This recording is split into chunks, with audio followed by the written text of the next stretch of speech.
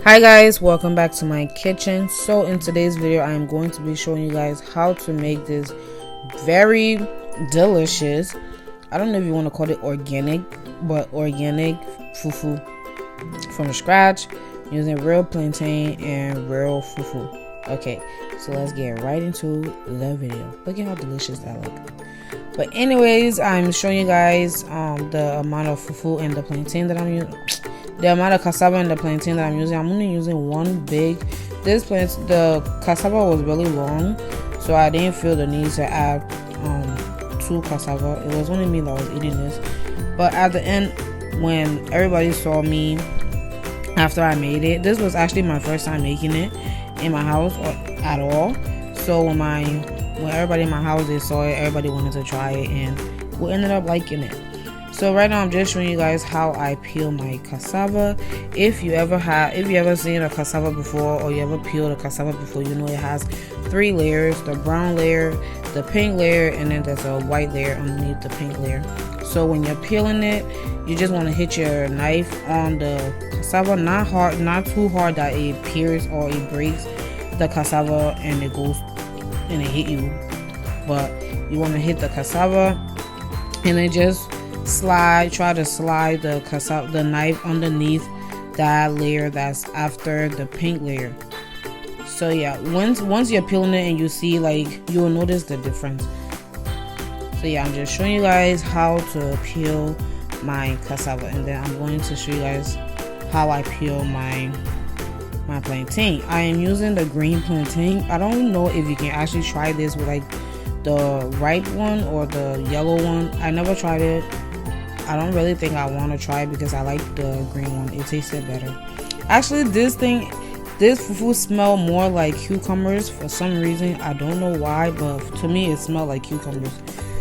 If that bothers you, I don't know how to help you on how to fix it, but to me it smelled like cucumber. And also the plantain is, if you know cassava, you know cassava is is very thick. So when you add the plantain to it, it makes it a little softer. So yeah, after cutting and peeling it, I just cut my cassava and my plantain into little pieces like this, so it can be easy for me to blend it. I don't know why I was being lazy, but I decided to blend them all at the same time, which was a bad idea because that made me add a little bit too much water to the blender, because first it was blending and then it got stuck because the cassava was too much, and then it just wouldn't blend. So I had to add more water. But if you want your cassava, you want your fufu to be a little thicker, I would recommend that you blend your cassava and your plantain little at a time, and just add a little water. So yeah, this is a mixture I got. If you want to get, like I said, if you want thicker fufu, your mixture will have to be like a paste instead of like this smoothie form that is in. So after adding it to my pot, I'm just gonna add it to the stove. And you also want to keep your stove on medium heat. My pot is turning because I was trying to record and stir at the same time. Bad idea. But once your fufu is on the stove, you want to keep your stove on medium heat. Make sure it's not too high, because as you can see, the fufu starts cooking at the bottom. And yeah, so you have to keep stirring so everything can cook evenly. Once you start stirring, you'll realize that it starts to get like these little knots in them. You just have to keep stirring. As you're stirring, the knots will come out. So just continue, and this is where you have to use a little bit of muscles, because once it starts getting a little thicker or a little firm, you'll realize that it starts getting really a little hard to mix. My fufu, because I added a little bit too much water, it was very soft. That's not really how I like my fufu, but I still liked it. It was okay. But yeah, so that's why it looked a little bit easy that I'm stirring it, but it wasn't.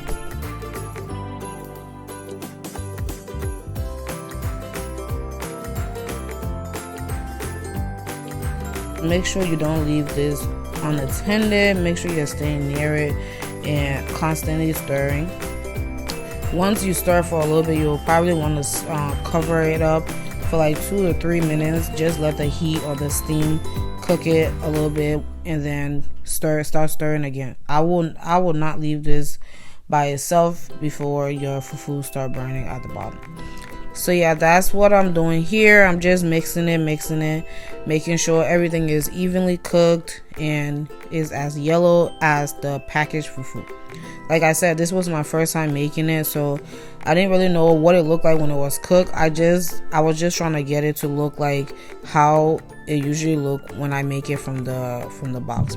So once the fufu is cooked, you'll just mold it however way you like to mold it. Some people like to put it in like the bags and stuff, but we was eating this right away. This was for right now eating. So yeah, that is my fufu. It came out perfect. It was a little soft, like I said.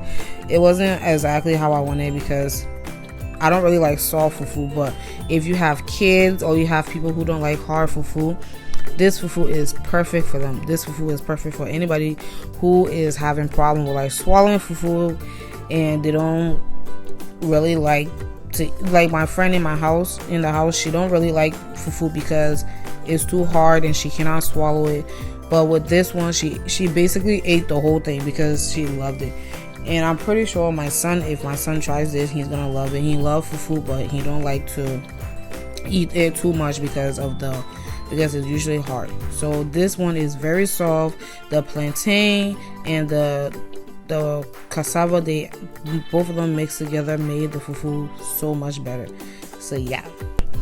So thank you guys so much for watching. Please do not forget to like, comment, and subscribe to my channel. And I hope to see you guys in my next video. Bye.